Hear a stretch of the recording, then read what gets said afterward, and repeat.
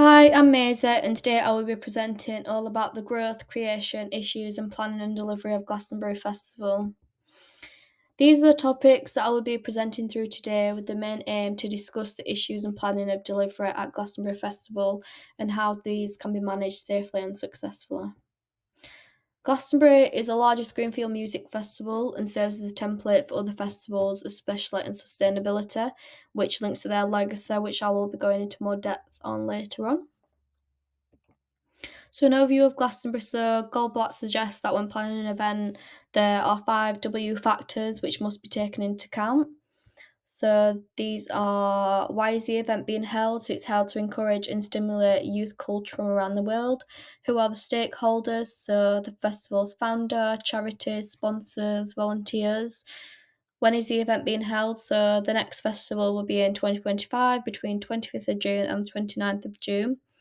What is the event? So, as well as it being the largest Greenfield music event, Glastonbury is actually a hallmark event which is associated with the culture of the town, which represents the name and location, which is why it's so well known. And the graph in the corner is the calcification of events by Bowden, which shows hallmark event on there as third. And where is the event held? So, it's held in Pilton on Worthy Farm. So, visions and objectives are key for event planning and delivery and evaluation. However, Glastonbury's three main objectives are to promote pop music, dance music, jazz, folk music, to incorporate the environment and sustainability throughout the festival, and lastly, making profit to distribute across a wide range of causes and charities such as Water Aid. So in 1970 was the first festival, which was held at Worthy Farm, called Pilton Pop Folk and Blues Festival, which actually opened the day after Jimi Hendrix died. It was attended by 1,500 people, and admission was £1, which included free camping and free milk token. Audiences were enjoyed by Mark Bolson, Tanarosa Rex, who played in place of the Kinks, who were due to the headline. And the year after, in 1971, that's when the pyramid stage was built, which is the picture in the middle, and it was built by Bill Harkin. However, the year after that, in 1972 until 1978, the festival unfortunately didn't run due to the organisers taking a break, to allow them to coordinate with artists and secure headliners, but also to consider impact on the local population. So, moving on to issues of planning and delivery due to the complexity of the festival. So, due to research, both COVID and sustainability played massive impacts and factors within the complexity of the festival. So, COVID was actually affected as COVID struck and cancelled the festival in 2021, which resulted in a 90.2% drop in revenue for festivals across the UK. However, this did not stand well with their objective of profit, as they would have lost out on a lot of income, which meant they couldn't distribute across a wide range of causes to enhance society and their charities.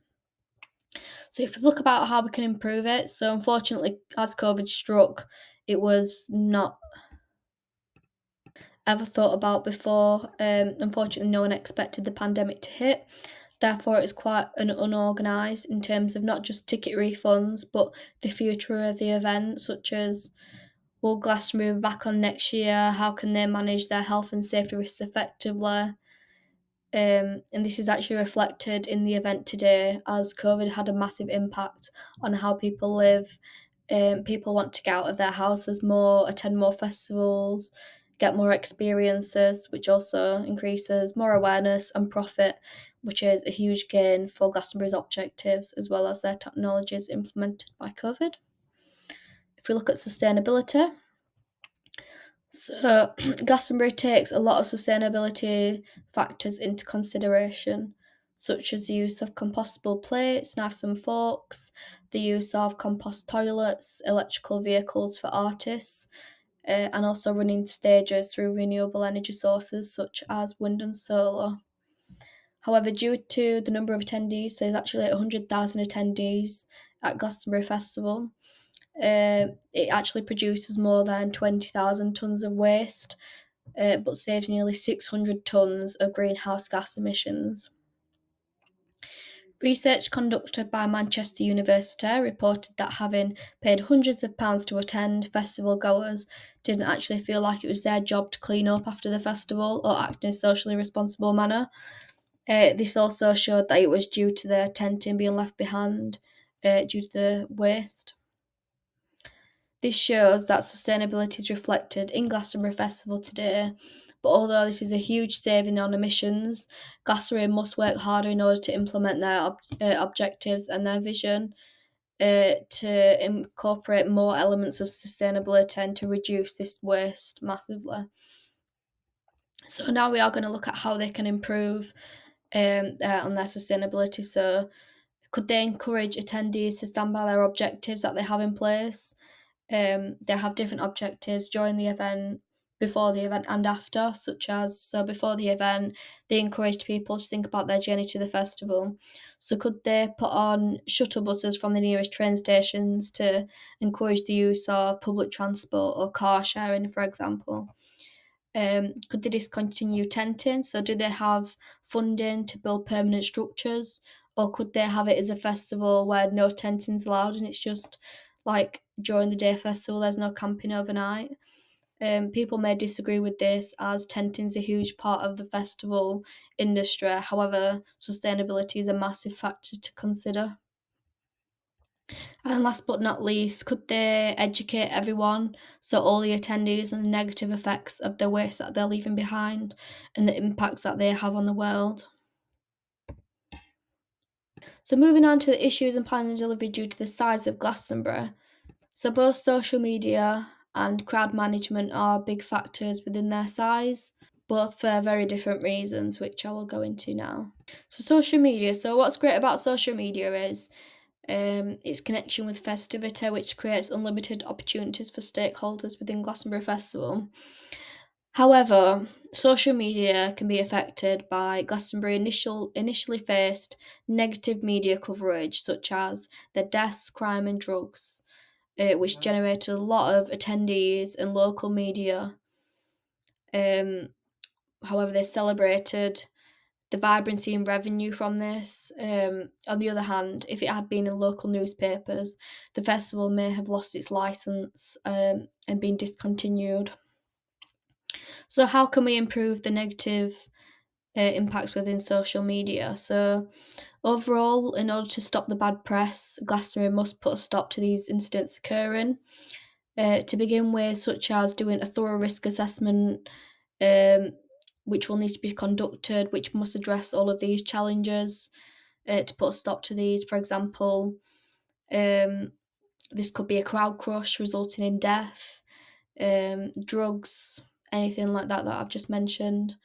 And we'll discuss crowd management next, which links onto this. So, how can we improve the crowd management? So, HSE demonstrates that not only can barriers help control and manage crowd behaviour, but they can be used to mark routes, relieve crowd pressure, keep people from climbing on top of contemporary structures and falling, to provide physical security. So, that would be one thing that we could improve their crowd management by. However, the number of attendees will also need to be reduced or in a staggered process. This links to the Event Industry Forum as it is key to assess circulation as well as the ingress and egress of attendees. So, what do we actually need to improve this for? So, how is it affected? So, while some people complain that the loudness was the worst they've ever heard, they also complained that the crowds were dangerous. People said it was so scary they couldn't go backwards or forwards. People was crying to get out. The stages were completely inaccessible. So things must be done about this and implemented in order to create the safety of attendees at Glastonbury. So the Events Industry Forum report that crowd management is an essential part of their operational plan and management process, which should reflect the complexity and risks associated with the event.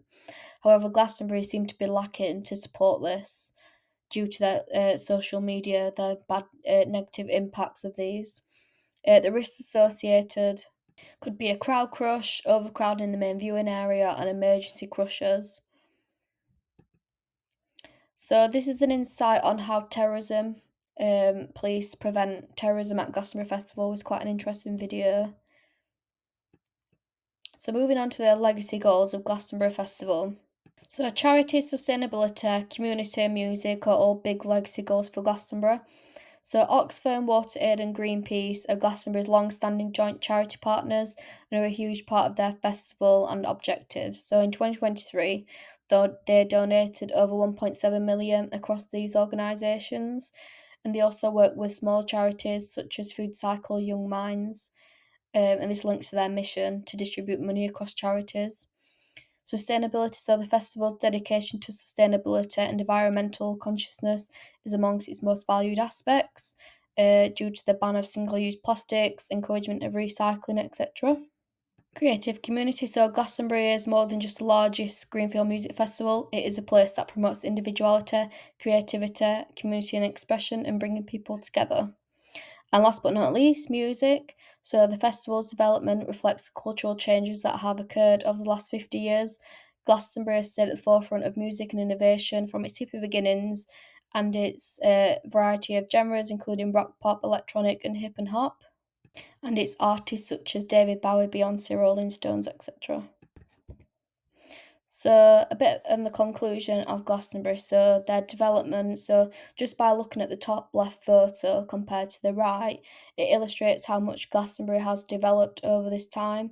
This also reflects on ticket sales selling out in 30 minutes, the pricing of the tickets, but also reflected their experience, such as sleeping in a sleeping bag on the grass with no shelter, whereas today people can upgrade from their tenting options, and also their vision and objectives are helping to achieve the massive impacts on the world, which continue to progress as years go on. However, I believe that Glastonbury have more to offer from a sustainability point of view. There is still a huge amount of waste produced, and they must implement the strategies enabled to do this, which I have discussed, due to their planning and delivery of the sustainability and size of the festival. Thank you.